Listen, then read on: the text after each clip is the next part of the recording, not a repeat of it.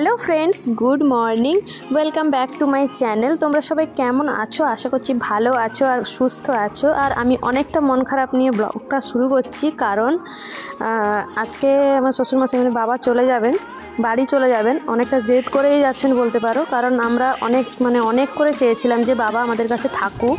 আমরা যখন বাড়ি যাব আমরা তখনই একসঙ্গে সবাই মিলে যাব। তো বোন থাকছে, বাবা চলে যাচ্ছে, তো কারণ আছে কিছু, তার জন্যই চলে যাচ্ছে। বলছি কারণটা কি। দেখো, আর লাস্ট আজকে আমার মেয়েকে স্কুল ছাড়তে যাচ্ছে। এটা আমার বাবার ডিউটি ছিল, স্কুল ছাড়তে যাওয়া মেয়েকে আর স্কুল থেকে নিয়ে আসা। আর দেখো, স্কুলে ছেড়ে এসেই বাবা স্নান করতে চলে গেছে, আর আমি এখানে খাবারগুলো প্যাকিং করে নিচ্ছি, কারণ টিফিন না বানিয়ে দিলে ট্রেনে খাবে কি। আর বাইরে খাবার ঠিক খেতে চায় না, তার জন্য বাবা এখানে স্নান করে এসে খেতেও বসে গেছে। আর আমি তাড়াহুড়ো করছি, আর বাবাকে আমি আজ লাস্ট টাইম পর্যন্ত আমি বাবাকে বুঝিয়েছিলাম, তার ছেলেও বুঝিয়েছিল যে বাবা যাওয়ার দরকার নেই, টিকিট ক্যান্সেল করে দেবো, টাকা ফেরত আসবে, আসুক, নাহলে কোনো দরকার নেই, তুমি এখানে আমাদের কাছে থাকো, আমরা যখন বাড়ি যাব তখন একসঙ্গে চলে যাব, তখন তুমি নাহলে থেকে যেও, তারপরে যখন মন হবে তখন আসো। শুনলো না, কথা না, আমাকে যেতে হবে। আমি টিউশনের বাচ্চাদেরকে কথা দিয়ে এসেছি যে আমি টিউশনটা পড়াবো, ফেব্রুয়ারির প্রথম থেকেই পড়াবো। সেই কারণেই বাবা জেদ করে চলে যাচ্ছে, আর এসে থেকেই যাওয়ার জন্য তাড়াহুড়ো করছিল। আর দেখো বেরিয়ে পড়েছে, আর বাবা প্রচুর কান্নাকাটি করছিল, বিশেষ করে মেয়ের জন্য, কারণ ঘরটা গম গম করে বাচ্চা একটা থাকলে, আর সেই বাচ্চার সঙ্গে বাবাই সবসময় খেলতো, আর বাবার সঙ্গেই সবসময় থাকতো আমার মেয়ে। আর দেখো, ব্যাগ নিয়ে আমরা এগিয়ে যাচ্ছি। তারপর আমার হাজব্যান্ড বলল যে না, স্কুটি নিয়ে যাওয়ার দরকার নেই, তুমি অটোতে করে চলে যাও, ওই অটোর দাদাটা বসে থাকবে, তুমি ট্রেনে তুলে দিয়ে তারপর তুমি অটো করেই চলে এসো। আর যেহেতু চলে যাবে বাবা, আর মেয়েকে আজকে স্কুলে পাঠাতাম না, কারণ ওর কাল 26 জানুয়ারির জন্য ফাংশানের জন্য ডান্স প্র্যাকটিস আছে, তার জন্য ওকে স্কুলে পাঠিয়েছিলাম। আর দেখো বাবা কাঁদছে, খুব মন খারাপও হয়ে গেছে। আর আমি চাইছিলাম, কারণ দেখো অ্যাডজাস্ট হতে সব মানুষেরই একটু টাইম লাগে, অন্য জায়গায় গেলে, অন্য পরিবেশে গেলে। আর সেহেতু বাবারও একটু সময় লাগছিল, প্রথম 15-20 দিনখানি এরকম হচ্ছিল যে ভালো লাগছে না, চলে যাব। কিন্তু শেষের দিকে বাবার খুবই ভালো লেগেছিল, কারণ এখানে আমাদের সোসাইটিতে দুই দিকে দুটো মন্দির আছে, প্রত্যেকদিন সকাল সন্ধ্যা হলে চলে যেত, আর সবার সঙ্গে কথা না বলতে পারেও, কিন্তু কিছু কথা বুঝতেও পারতো, আর বাবা কিছু বলতেও পারতো, এরকম। আর দেখো বাবা কান্নাকাটি করছে, আর স্কুল থেকে মেয়েকে নিয়েছি ওখানে, তার দাদাইয়ের সঙ্গে একটু মিলিয়ে তার কথা বলে। আর মেয়ের না খুব মন খারাপ হয়ে গেছিলো জানো তো, কারণ ও দাদাইয়ের সঙ্গে বেশি খেলতো, কিন্তু ও সামনে থেকে কিছু বলছিল না।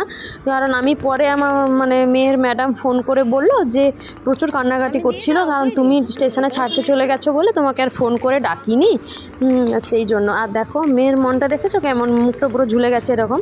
আর আমাদের সামনে কিন্তু মেয়েটা কাঁদেনি, খুব বোঝে জানো তো ও, কিন্তু আমরা চলে যাওয়ার পরে ওর কী হয়তো মনে করেছে, মনের মধ্যে কষ্ট হয়েছে, বাচ্চা কান্নাকাটি করেছে, প্রচুর কান্নাকাটি করেছে স্কুলে নাকি।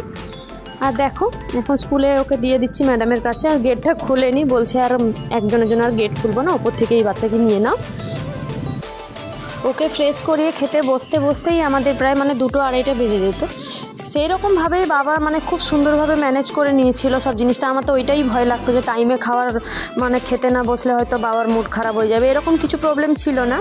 আর ছাড়োই না খাওয়া দাওয়ার কথা, কারণ আমাদের খুব ভালো লাগছিল, কারণ এখানে বিশেষত কেউ আসে না, অনেকটাই দূরে থাকি, যেহেতু বাবা আর বোন এসছে, চাইছিলাম যে থাকুক কন্টিনিউ, আমাদেরও ভালো লাগবে, আর ওরা ওখানে একা থাকে তো ওদেরও ভালো লাগবে, কিন্তু বাবা জেদ করেই চলে গেল। আর দেখো ফাইনালি স্টেশনে পৌঁছে গেছি, আর আমার খুব ভয় লাগছিল, কারণ ফার্স্ট টাইম ট্রেনে উঠাবো। চলো দেখতে থাকো।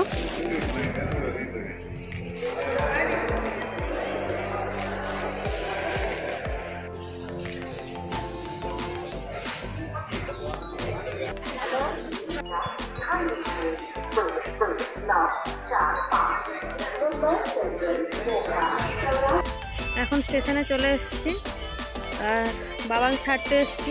আর কোনো দিন আমি এরকম ট্রেন দেখে একা ওঠা বা কাউকে ছাড়া কোনো দিন ঘুরিনি, তার জন্য একটু ভয়ও লাগছে যে ঠিকঠাক জায়গায় বসাতে পারবো কি না, ভুলভাল হয়ে গেলে, কারণ বাবারও কোনো এক্সপিরিয়েন্স নেই, তার জন্য বেশি ভয়টা লাগছে। তবু দেখি চেষ্টা করছি ঠিকঠাক জায়গাতেই বসিয়ে দিতে পারবো। আর মনটাও প্রচুর খারাপ লাগছে, কারণ মেয়ের জন্য বেশি খারাপ লাগছে, মেয়েটা দাদুর সঙ্গে বেশি খেলতো, আর বাবা ছিল, ঘরটা গমগমও করতো, চলে যাচ্ছে, বাবাও কান্নাকাটি করছে খুব। কিন্তু কী করবো বলো তো, যদি কথা না শুনে আমাদেরও তো আর কিছু করার নেই। ছেলেও চাইছিল অনেক করে রাখতে, আর আমিও চাইছিলাম অবশ্যই যে মা নেই যেহেতু আমাদের দেখার দায়িত্ব, আর আমরা অবশ্যই সে দায়িত্ব পালন করতে চাই, কিন্তু থাকতে চাইলো না, তার জন্য বেশি খারাপ লাগছে। খুব যাক, সাবধানে যাক, ভালো থাকুক।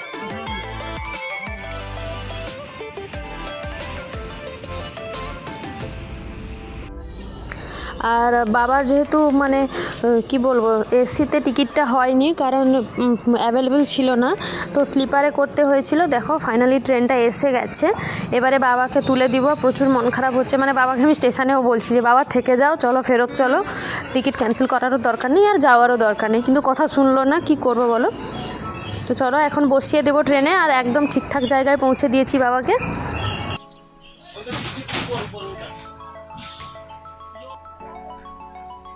তো বাবাকে এখন ছেড়ে দিয়েছি, ঠিকঠাক জায়গায় বসিয়ে দিয়েছি। আর একজন বাঙালি দাদাকেও পেয়ে গেলাম, ওনাকে বলে এলাম যে একটু হেল্প করবেন যদি কোনো অসুবিধা হয়, কারণ বাবা একা যাচ্ছে তো টেনশনটা হচ্ছে। কিছু কিন্তু কোনো অসুবিধা নেই, বেশিরভাগই বাঙালি, যেহেতু এটা শালিমার যাচ্ছে, হাওড়া শালিমার যাচ্ছে, তো ওখানে কোনো অসুবিধা নেই, বেশিরভাগ বাঙালিই আছে। আর বাবা ফার্স্ট টাইম একা জার্নি করবে, তার জন্য বেশি একটু ভয় লাগছে। যাই হোক, ভালোভাবে বসিয়ে দিয়েছি, টেনশন মুক্ত। এবারে আমার অটো দাঁড়িয়ে আছে বাইরে, এবারে চলে যাব। আর দেখো এখানে ট্রেনটা বেশিক্ষণ দাঁড়ায় না, 5 মিনিট দাঁড়ায়, তার জন্য ট্রেনটা ছেড়েও দিয়েছে, ট্রেনটা বেরিয়ে গেল। আর আমিও আস্তে আস্তে করে বাড়ি চলে যাব। আর মেয়ের স্কুল ছুটি হওয়ার টাইমও হয়ে গেছে, তো আমার মানে বোন বাড়িতে আছে, ও নিয়ে নেবে স্কুল থেকে। আর দেখো এখানে আমাদের ইন্ডিয়ার ফ্ল্যাগ, তো ওটা একটু ভিডিও করে নিলাম। আর চলো বেরিয়ে যাচ্ছি এখান থেকে।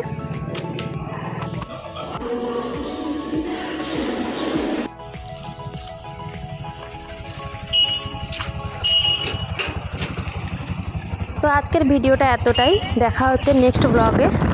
সবাই তোমরা খুব ভালো থাকো আর সুস্থ থাকো, বাই।